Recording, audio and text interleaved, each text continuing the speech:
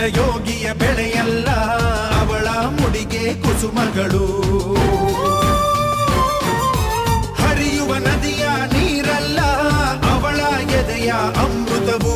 ಧುಮುಕುವ ಜೋಗದ ಸಿರಿಯಲ್ಲಿ ತುಂಬಿದ ನಗೆಯ ನರ್ತನವು.